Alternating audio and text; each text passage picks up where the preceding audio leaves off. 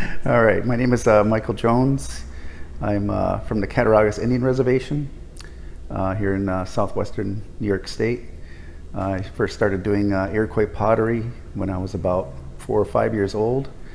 My father taught me, Peter Jones, hand-built pottery.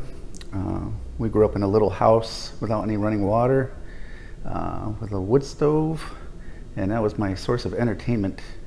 And so that's just what I did. I did a lot of pottery as a little kid, and and my father learned it from Hopi potter out west. He went to school at the Institute of American Indian Arts, and brought back some techniques for hand building, and started teaching those. And I was probably his first student. We would make some pottery and go to the clinic on the reservation, on Cattaraugus Reservation, and we'd hitchhike. I'd hitchhike with him. I was about, like 5 or 6, 7, that age group, and go to the clinic with a box of pots, and he'd sell his wares, and so I started selling my stuff probably about age 8.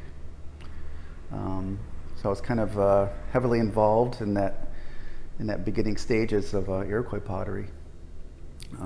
Again, we didn't have much else going on. It was all artwork. So only child, so that was my buddy. So we did a lot together, cut wood together, made pottery together, whatnot. He'll tell you more in his interview statement where he comes from, but there was a lot of artists out west that he got to know when he went out there, that he brought back ideas and just introduced me into different icons of Western Indian art. T.C. Cannon, Earl Biss, Doug Hyde, Alan Hauser. These names, you can Google them. You'll see that they're icons now, different painters and sculptors. So I would always hear those conversations because my mother was also at the school at the time. She came from Chicago. She was Irish, so I'm half Irish and half Onondaga Seneca. And she was into acting and poetry and whatnot. So I'm the product of an actor, poet, artist. So, but yeah, that was my upbringing, and I've always done it since I was a kid. I used to do shows with my father, travel around. I've always drawn as well. The drawings I would just do in high school, just doodling and whatnot, but I just never stopped doing it. Eventually I started getting into paint, and started getting into graphic design a little bit too. I used to work for the Department of Defense for about 10 years. I worked as a computer programmer, and one of the things that I did was I started to do graphic design, and so I taught myself some of that, but then I transferred it over to my own artwork once I learned how to do little things, Photoshop and whatnot. But I also work in the language department. I moved back here about 8 or 9 years ago and started working with the elders that are still left that speak Seneca. And I was working as a media specialist, a lot of photography, a lot of audio recording, and along the way I picked up a lot of Seneca. And now I work as an immersion year 2 teacher, along with the artwork and music that I do.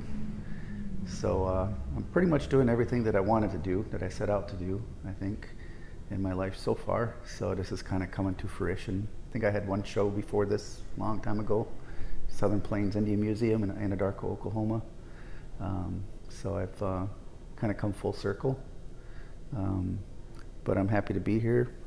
Happy to be showing alongside my father.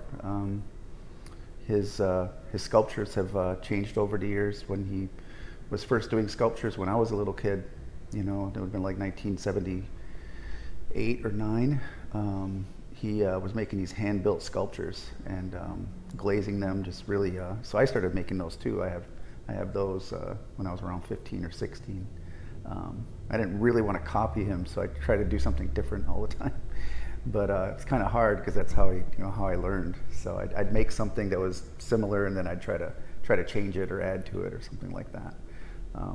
But yeah, he's been my mentor this whole time. And I'm really pleased how the show turned out. It's a really great location, really high ceilings, really beautiful, area, and I appreciate everybody that's put it together. It's really kind of a dream come true to do that. Since I've lived away from home for about 20 years. I was away, so I'd see my dad do these shows and whatnot, and I'd be working out in Texas, or I'd be working in New Mexico or Virginia. So to have a show together was really cool. And I don't know if there'll ever be another one or not, but at least we got this one in. So I appreciate all of that. But as far as schooling, self-taught, and then just learning under the tutelage of my father since I was a kid, and just kept pursuing it, just keep going with it, and making a lot of mistakes along the way, and hope to correct them as I go along. But yeah, that's my story of the artwork that you see here. The designs do come from, they're all really kind of dreamscapes, I guess. I do write some poetry too, so it kind of coincides with some of that. But it's more design oriented, I guess. I have done pictures and copied pictures and done that kind of thing too, which I might get back into. But I just like the free form design. It's really cathartic, meditative experience that is good for you. So yeah, so the pottery I make is all hand built. I did do the wheel for a while, but I stepped away from it. I didn't really want to copy anybody too much. And I like the challenge of the hand-built pottery. One of the things you got to get used to is making something into completion and then having it blow up in your face in an open fire if there's an air bubble or something inside the clay. So in that regard, it's really something you got to get used to. It's not like you make this completed project and then something happens to it, bottom blows out or something like that, and just because you made one little mistake somewhere. So in that way, it is a little bit different. So you really have to let go, and I learned that early on, like when 8, 9, 10 years old, making pots and they were blowing up and cracking and all of that, So you get used to it after a while, I guess. But you get better at it, I guess I should say. But yeah, the work that you'll see here, sculptures as well. I do my own kind of form of sculpture where it is, sometimes they're little hollow forms or solid pieces of clay. I have carved wood before, I have carved stone before. So it's kind of along the same route. I'll carve it when it's what they call leather hard, and I'll use tools to get into it and polish it with like a little water stone or something like that. And those kind of mimic the drawings that I have. They're just real, spirit. They kind of look like spirits, a lot of them. Sometimes they don't have any arms or anything. It's just kind of a flowy type of, sculpture, which is akin to some of the artists that I was exposed to as a kid. Alan Hauser, for one. Alan Hauser, if you ever look up Alan Hauser, was the grandson of Geronimo, Chief Apache, and was one of the main teachers out there at the Institute of American Indian Arts where my father went. And he has just these giant bronzes, these beautiful bronzes, and that always had a big impact on me. If you look up any of his work, you'll see some similarities in there because I just really enjoyed his work. So you can see the influence in there.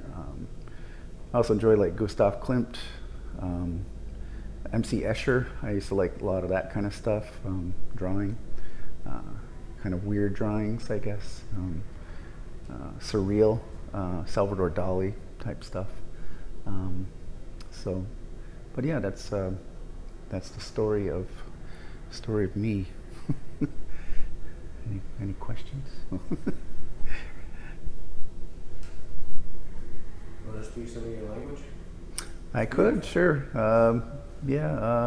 English Nate, anonda waka goano, daju, jingwa yise, and Keat Jont, ne ho onetico, ne od gago, degion, yosageno.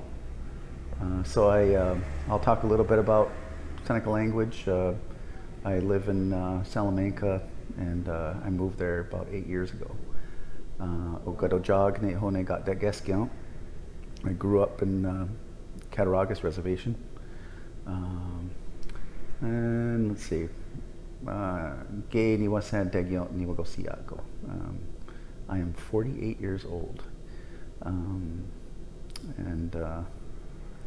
let's see, what else can I say? Dewagek sat dayen. Let's see, Dekni Dewagek sat dayen. I have 2 children. Tinongate ne ho higekwen squaw. They live out west.